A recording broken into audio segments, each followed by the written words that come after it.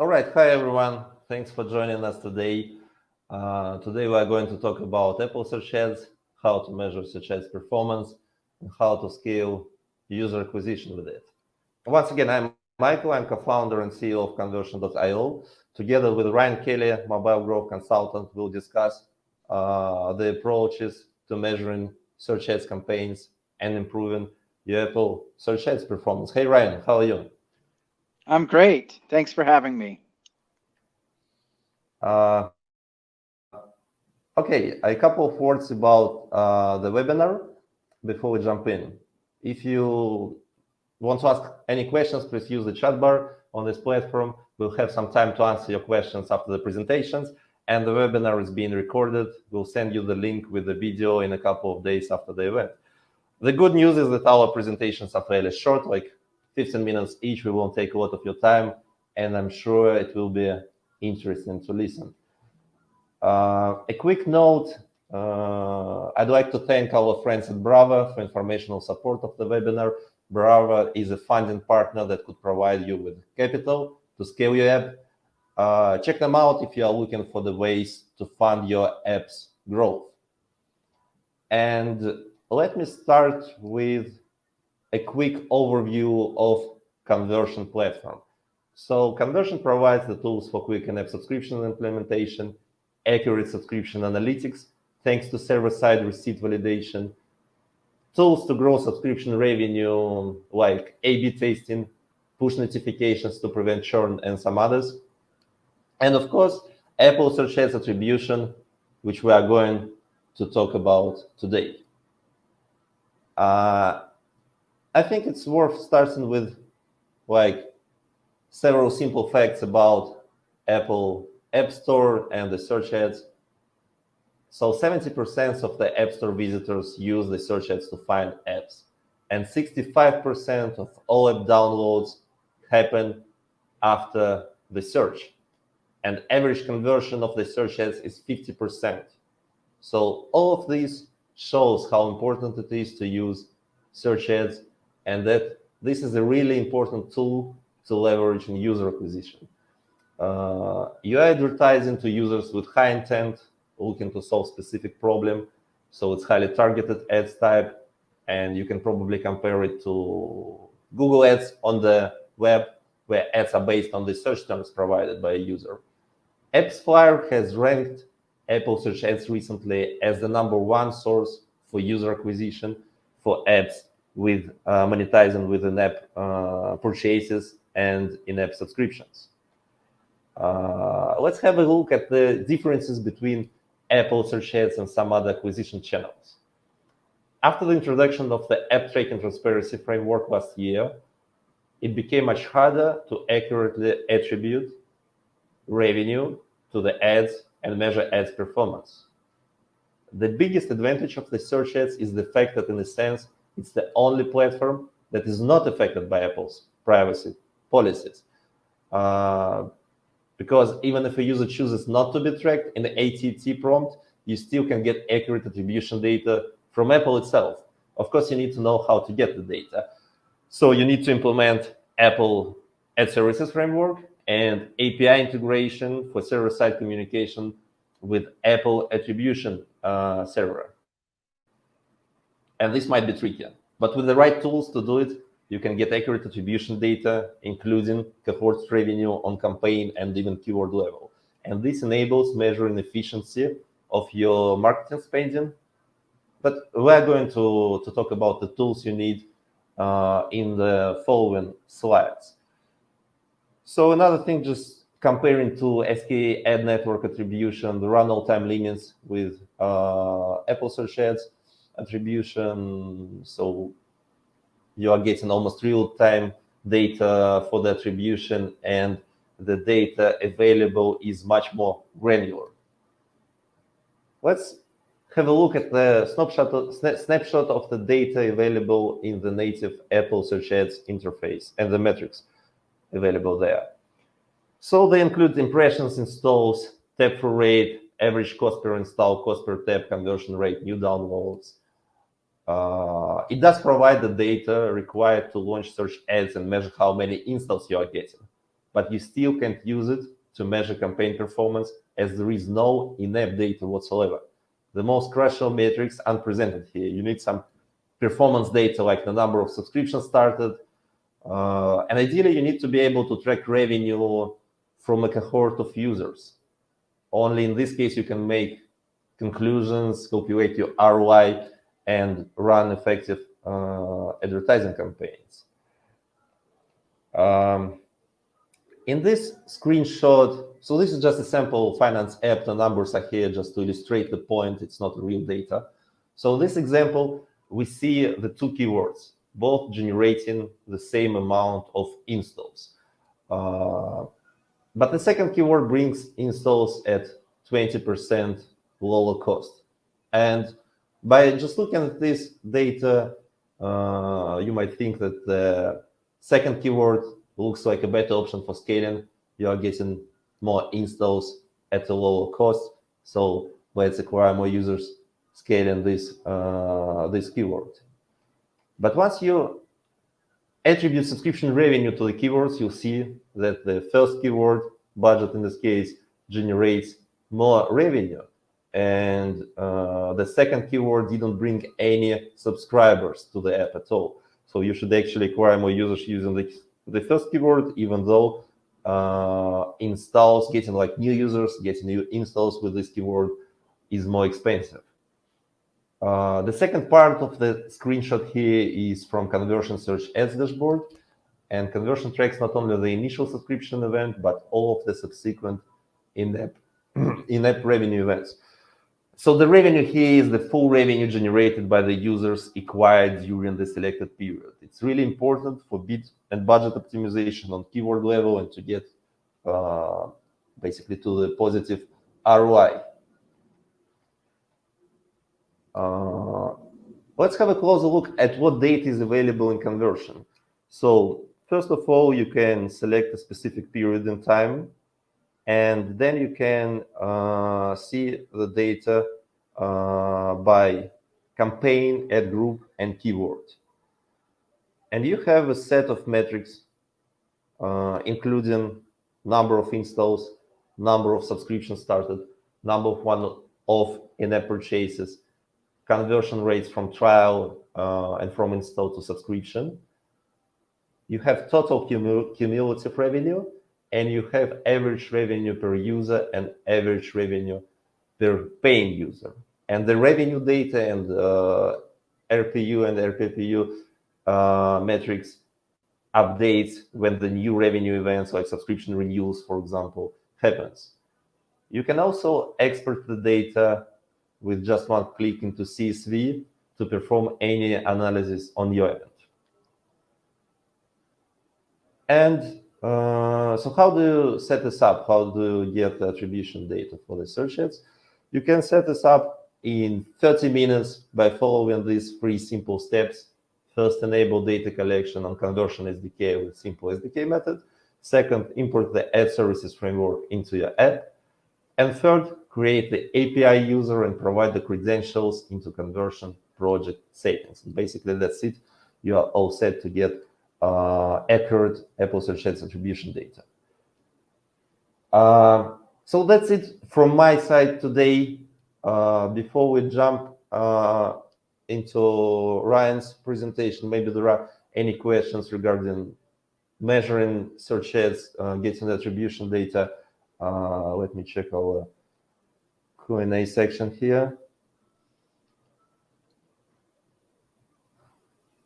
I can see that we got answers, like we have some people from Berlin, from Cape Town, and other locations. Here, the weather in Cape Town is amazing as well. Okay, so there is a question, what percentage of the data is it possible to attribute, and what if the user opts out? As I mentioned, Apple provides the attribution data from its own server. So even if a user chooses not to be tracked in AT&T prompt, you still will be able to get attribution directly from Apple server. So you can attribute like almost 100% of the installs from Apple search ads, you get the data on them. And there is another question regarding the renewals. How could I measure the effectiveness of renewal campaigns?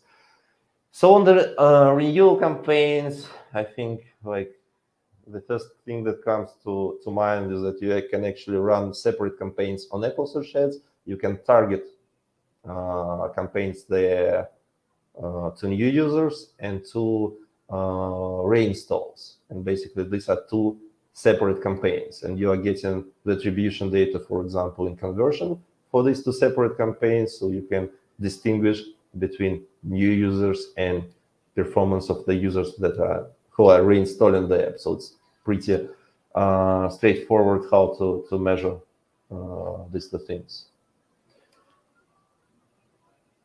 It looks like there are no other questions, Ryan. I think we are now ready to listen to your tips and tricks on actually launching the search ads campaigns. Okay, great.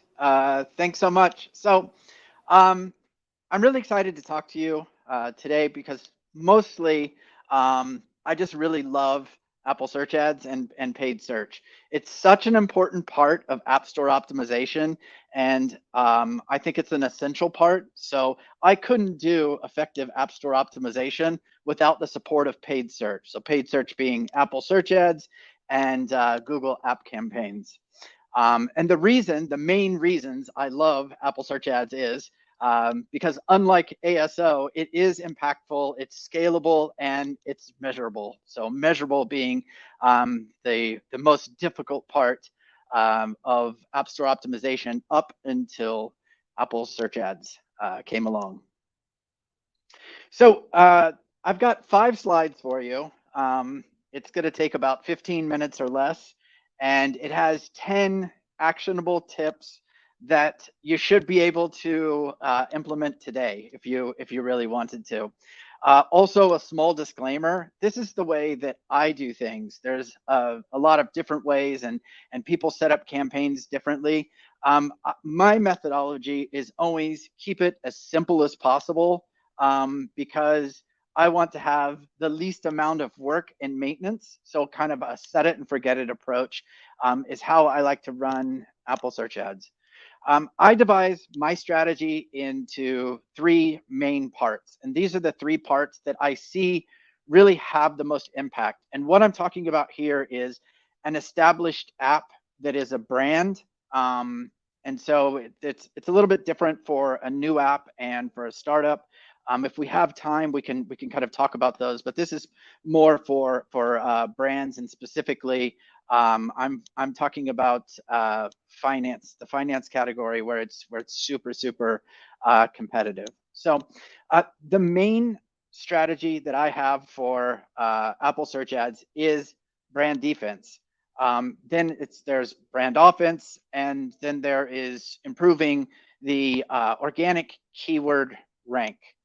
So brand defense is self-explanatory. You want to protect your brand at all costs because chances are you're spending a ton outside the store to bring users to that app page. And if they go to the listing or to the app page, they search for the brand, and then somebody else is there in front, it could happen that perhaps the screenshots of the competitor app is more compelling, and you lose that download. And once you lose that download, forget about ever trying to retarget or win them back. You've basically just lost. And so you only get one chance at that. And that's why I spend so much of the budget and so much of the focus on just defending the brand at any cost. We know that anywhere between 90% all the way up to 99% of every search within the store is going to be branded in some way. So it's either your brand or it's a competitor brand, and a very small amount or small number of searches is for non-brand generic, which we'll talk about in just a minute. The reason why we love brand so much is because it has the highest LTV by far. Its intent is also very high. So think about the last app you downloaded and how you downloaded it and how you got to that download. You know, did you go to the store and did you search particular keyword or keyword phrase, and then you saw what came up, and then you opened the app page, and then you evaluated it, and then you thought, okay, maybe I'll look at this other one, I'll read the description. Chances are that's probably not what happened. It's the other way around. You saw an advertisement, you heard about it from somebody else, or you just somehow came across the app on social media, and you thought, aha, I'm going to check this app out. You go to the store, download the app that you want, install it, and then leave the store. That's usually the behavior, and that's why brand is so important. Brand offense is outmaneuvering your competitors. It's unfortunate that this is how it is, but I guess this is just it's the cost of doing business. It's the price of doing business. You have to have enough budget to be able to defend your brand. If not, other brands are going to come in, and they're going to be in that top spot. The App Store and Google Play are starting to look more and more like Google search results, where you're going to see the advertisements in the top. This is not going to change ever. So you can either kind of accept it and put budget towards it, or accept defeat in most cases. Competitor brands are also important. They're not always going to convert the best, and the cost is going to be super high. So that's you have to find a balance there. I'll talk about that in a minute. And then last, I want to be able to improve the organic keyword rank. So all click-through that happens from this search ad counts as organic click-through and moves your keywords up in rank. So if you want to rank better, you need to be supporting the keywords that you're targeting with Apple search ads. I divide campaigns up into 4 campaigns. I'm very specific. Whenever I take over an account to update it, I usually just start again. I never use anything that's there. I create 4 campaigns. I like to keep it simple. There's brand, competitor, non-brand, or generic, and discovery. I set exact match for brand, competitor, non-brand. For discovery, I set broad match. Now, I understand that it's pretty popular to have 2 campaigns in discovery. You have broad match, then you have search match, and then you use the campaigns by proxy to put keywords back into the ad groups, and you let Apple basically discover any hidden gems. The problem with that is, I think it's great to do that right at the start. If you have maybe you have a new app, but most of the time, like, the searches tend to be just like garbage, and they don't make sense, and it wastes a lot of budget. So to keep things simple, I just use broad match on the discovery campaigns, and then I can see which phrases are getting the most impressions, which phrases are getting the most installs. As far as ad group goes, I just keep it super simple. I've seen ad groups that were like, male and age and demographic related. I don't even mess with any of that. I have 1 ad group for brand, 1 ad group for competitor.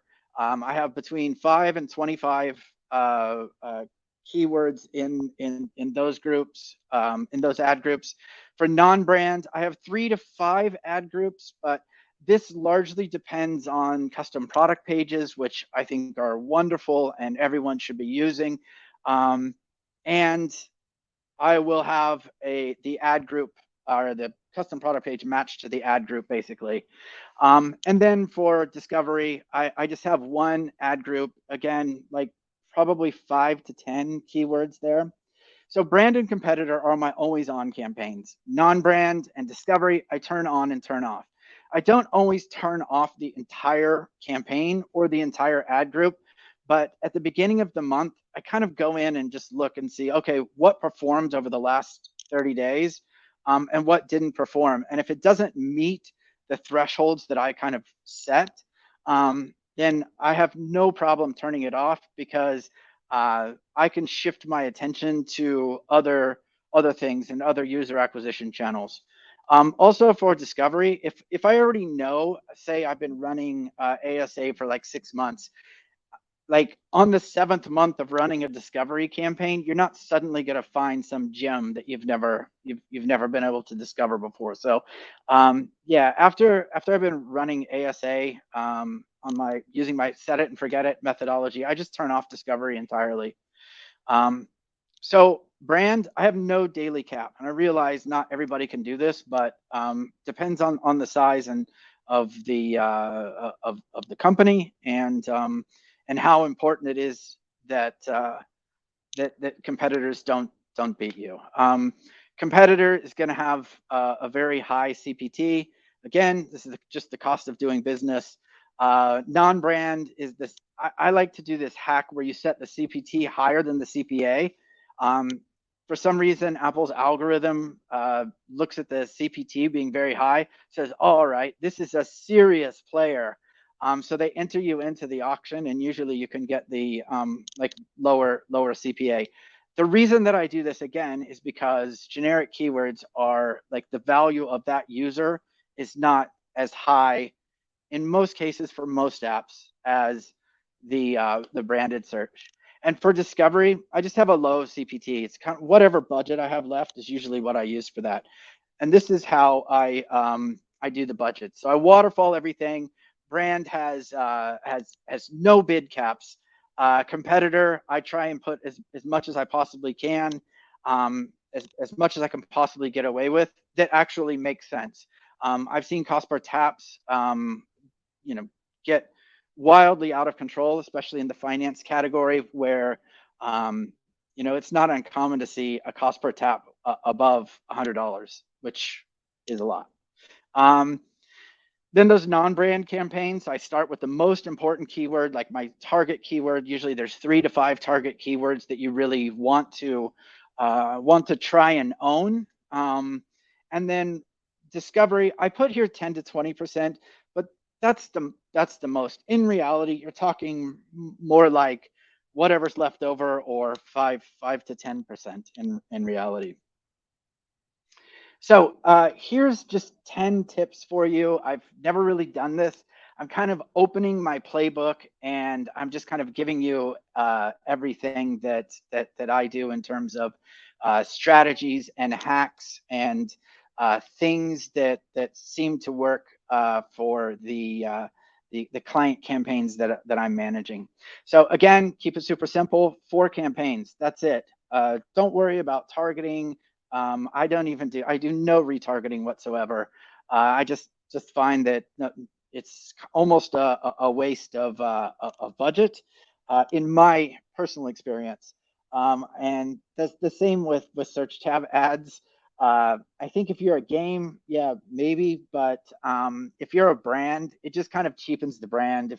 And people become almost immune to it if they just see you all the time, like all over the place.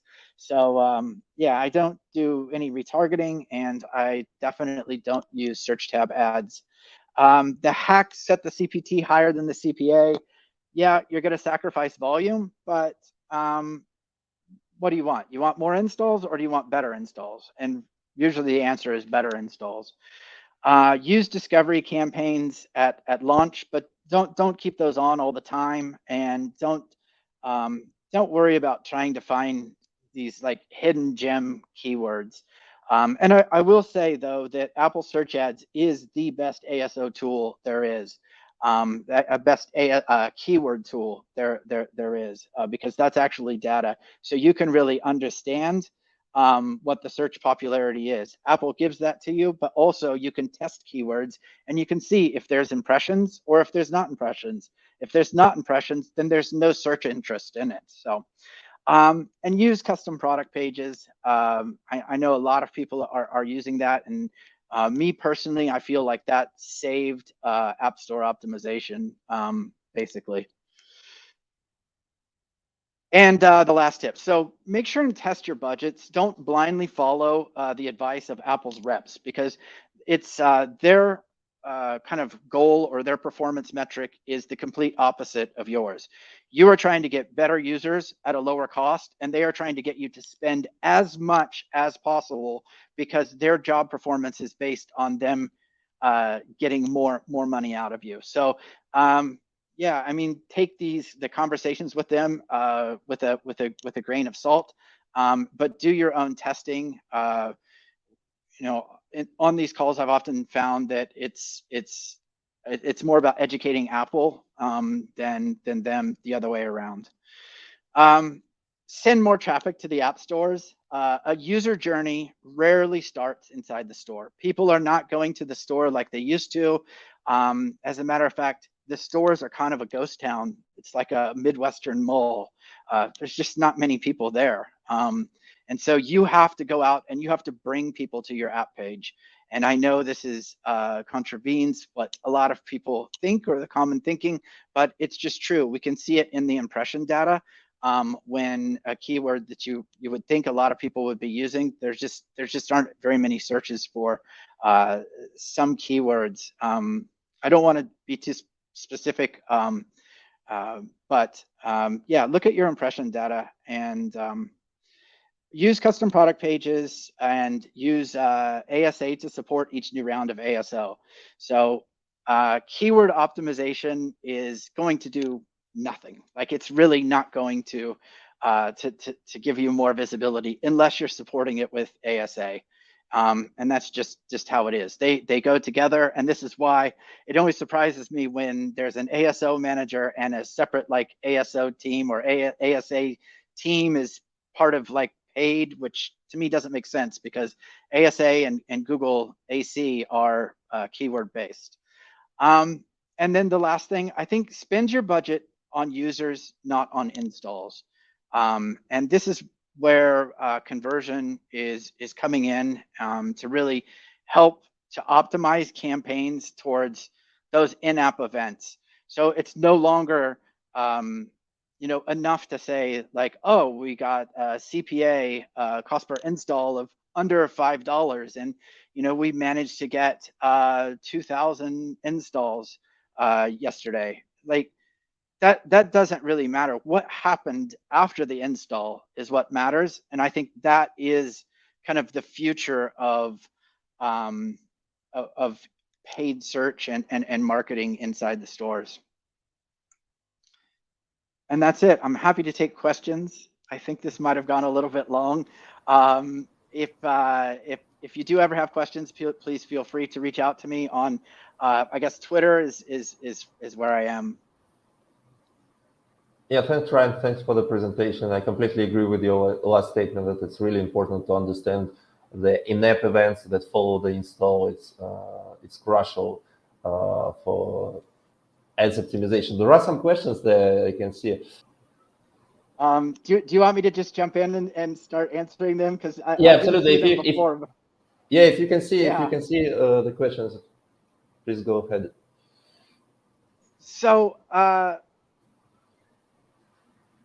there's a question like what is the future of ASO? And I think the future of ASO is the combination of paid search, because you really can't have one without the other. They actually go together. And if Apple and Google are both going to consider paid search and attribute that to organic, then that kind of means they're thinking of it in terms of organic. I kind of look at it as like there is no free lunch anymore, and there used to be. And even if you think back to Facebook at the beginning days when it was like, oh great, all these people are like following me and stuff, and then it became sort of a pay to play, and that's how I see everything kind of moving. Unfortunately, and that's just because there's just too many apps, and I think in order to surface apps, you really do have to be able to spend enough to be competitive in the store. So if you're going to focus and specialize, I think that if you're going to specialize in ASO, that you have to also be a specialist or have a very good working knowledge of paid search, both ASA and UAC. Brand defense campaigns as a new startup. The question is, as an early stage startup, does brand defense really make sense? No, I would focus more on those discovery campaigns. But I would definitely recommend as a new app that you get started with ASA right away. because you do want to understand the interest or the search interest of your potential users who are visiting the store. So if you're seeing like really high impressions, but you're not seeing conversion, then there's probably an indication that you don't have like validation yet. And so you might have to kind of pause ASA, go back, look at a few things, and maybe adjust your marketing or like top of funnel. I think there is also a question there regarding the recommended bids. Should you actually use the recommended bids, or there is something to consider about this? It really depends on the size of the company. It depends on the objectives, but also it really depends on where does mid-funnel strategy fit into the overall strategy of the client that I'm dealing with. So, you know, if I'm working on, well, let me just put it this way. So, I do use it sometimes for a startup or a smaller company, but I only use it to communicate, hey, look, these are the recommended bids. But normally what ends up happening is about 10 times higher than what that actual recommended bid is. In speaking specifically about highly competitive categories like finance. Got it. Cannibalization, yes, there is going to be cannibalization if you have a chance to do some incrementality testing, then do that. But I think the cost for inaction is going to be a lot higher than cannibalization. I think that anymore you just have to bake in your brand campaigns into the budget. It's just brand defense is just part of it. And yeah, you are going to have some cannibalization, but again, I would rather do that than lose out to a competitor.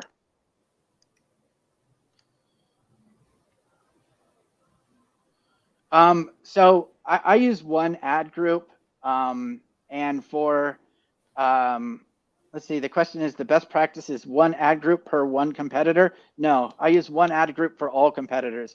You're not going to have 20 or 30 competitors. You're probably going to have at the most, like a major brand might have kind of 10 competitors. Just because an app is at the top of the category, it's probably not necessarily your competitor unless you're also at the top.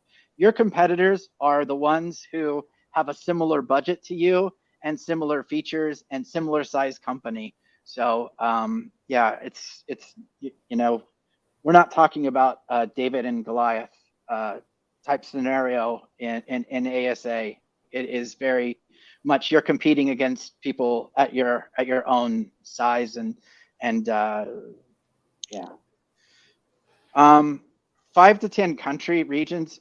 I only have the campaigns for like one region. So I will have those 4 campaigns: brand, competitor, non-brand, and discovery. That will be like for the US. Then we'll have a separate one for Germany. So I definitely keep them all separate. I never mix them up.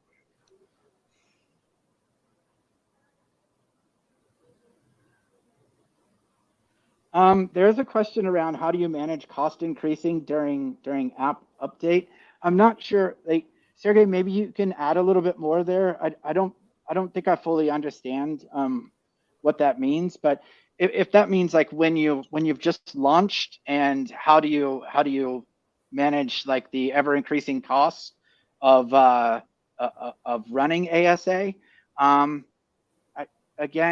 know I keep saying this and nobody ever wants to hear it, but there is a price for doing business. This is a super highly competitive market, and it's only getting more competitive. And you're going to have those that make it and those that don't. And hopefully, you know, the ones that do make it are the ones that probably have a lot of luck, but also the ones that raise a lot of funding. It's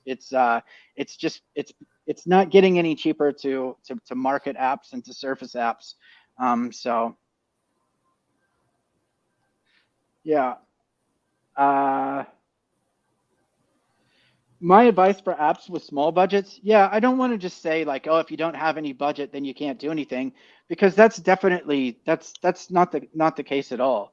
I think that I've seen smaller apps outmaneuver much larger apps, especially in the banking space, where these like bigger institutions don't really like know what they're doing when it comes to app store optimization. So if you can test creative and you can get creative that converts a lot better, and you can position yourself with ASO better than other apps, and this is key, and you can get more ratings, more positive ratings, than you can rank among some of those bigger companies. I know this goes against what I said before about David and Goliath, but I have seen smaller apps with more ratings outrank an app that had considerably more downloads. So as someone with a smaller budget, you're just looking to test to see if you can find a in this case a non-brand keyword that you can kind of own. If you see something that not a lot of people are targeting, and it's relevant, then go in and try and put most of your budget into that campaign. That would be my my kind of strategy for smaller budgets.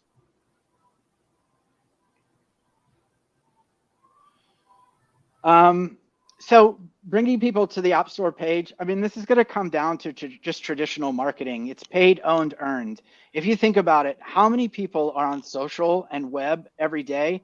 And you'd be shocked if I mean, just do a search for best app for your niche, and look at Google, like the keywords or any kind of SEO keyword planner, where you can see the number of searches, and the number of searches for some keywords is 100 times what you will ever see inside the store.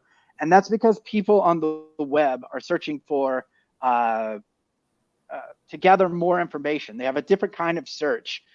They're looking to what is the best app for X.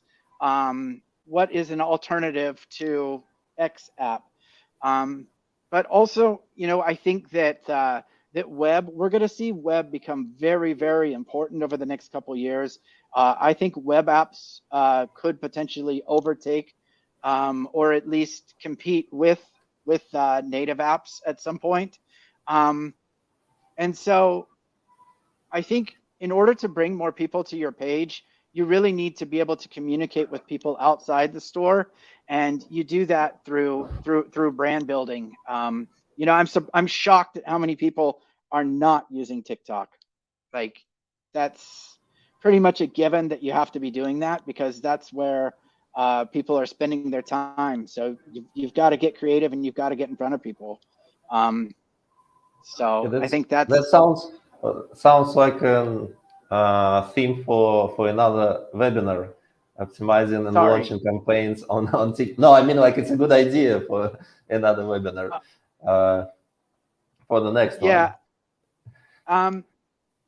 Yeah, I mean, I'll try. I don't know how much time we have. I mean, there's so many good questions here. Yeah, I run campaigns country by country. The only ad group, the only campaign with more than one ad group is going to be the non-brand generic, and for that, I will have a maximum of 5 ad groups there. There's no reason to have more than that, and if anything, I prefer to have like 3 ad groups. That's just because there aren't that many searches for generic keywords. There's going to be a few kind of target keywords, but the competition is going to be super high for them. So that's why I don't have, I've seen ad groups with like hundreds of keywords, where somebody has just gone in and taken all the recommendations from Apple and just gone like Yep. Okay. But this just, it wastes way too much budget.